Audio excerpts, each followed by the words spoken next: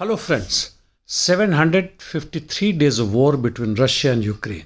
In southern war zone on Kherson front, no changes as Krinky bridgehead is held by the Ukrainians and counter artillery operation continues from both the sides while using massive number of UAVs. On Zaporizhia front towards Robotyne, Russians have made good gains between Novoprokopivka and Verbov and north of it, while towards Rimivki salient no significant changes. In north, it is evident that Ukrainians have failed at Belgorod-Kursk region. That is their effort to enter from Popovka, Sumy and Kozinka directions inside Russian territory. Nonetheless, they are continuing their efforts with whatever troops left with them as far as the so-called troops meant to liberate Russia from Putin. On Kharkov front, from Kupiansk down to Liman direction, no big changes, though there are some gains by the Russians towards Terny direction, while positional battle continues between Swatovo and Kremina. On Bakhmut front, Russians have advanced inside Krasnoye and from the south of it, while huge battle continuing towards Bogdanovka-Krasno line. As far as Klishchiivka is concerned, Russians' offensive operation is quite strong, though no changes have taken place significantly. Avdiivka front. Now Russian army controls maximum of Tonenko and Orlovka as well. The latest report says that both of them have fallen, but confirmation yet to come. As far as Tonenko is concerned, ISW has already confirmed it. And Russians have advanced in the eastern outskirts of Berdichi. Their effort to reach Semenivka village has not been successful. Nonetheless, as far as Russians are concerned, they have good gains on Avdiivka front. Heavy fight continues towards northwest side towards Okeretino, while in south fight continues for Pervomaisky. Russians have finally captured Nevelsky. On Marinka front, no significant changes. However, Russians have advanced little bit on Novomykhailivka front from the southern side. Ugledar front is open again. Russians have advanced north of Shevchenko, almost 1.5 kilometer wide and 1 kilometer deep. Interdiction missions. Ukrainians have hit many oil refineries in Samara, that is southwest of Russia.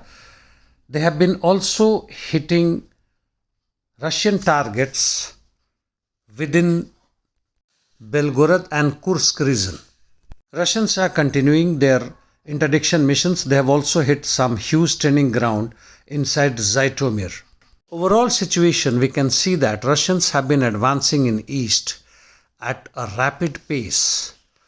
In addition, their reserves as well as reinforcements are reaching to push their forward position towards Chasiv Yar, Siversk, Toretsk and also towards Liman and Marinka direction in addition to Avdiivka.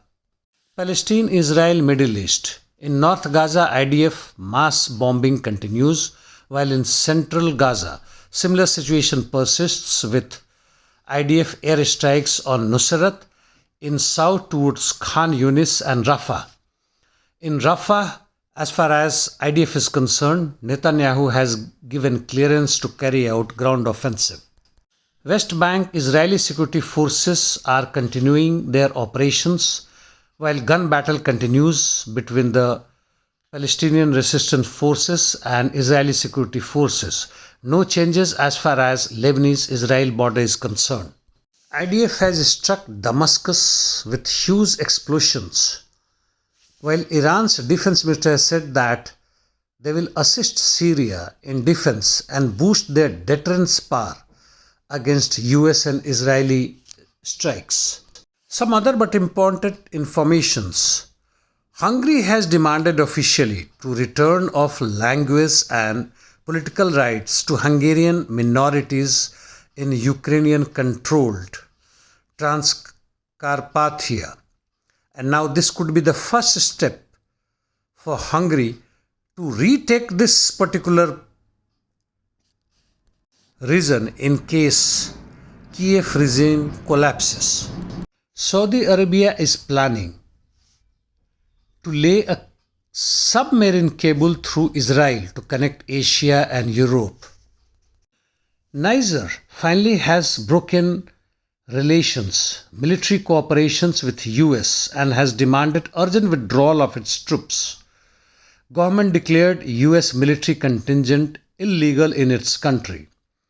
It accused US delegation led by Molly Fee, who visited Niger last week, violating diplomatic protocol. Niger denied US accusation of supplying uranium to Iran. Also, it says that there is threat to Niger as far as its relation with Iran and Russian cooperation is concerned. Lastly, burden of maintaining US contingent has come on Niger. Well, that is part of US imperialism.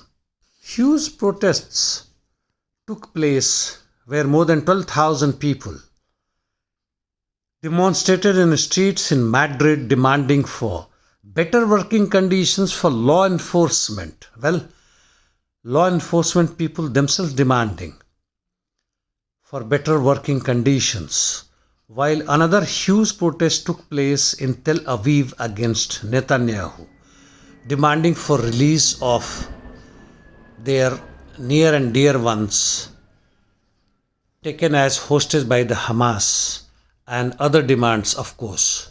General election has been announced in India, which will take place next month. It is to be seen yet that after the election who comes into the power.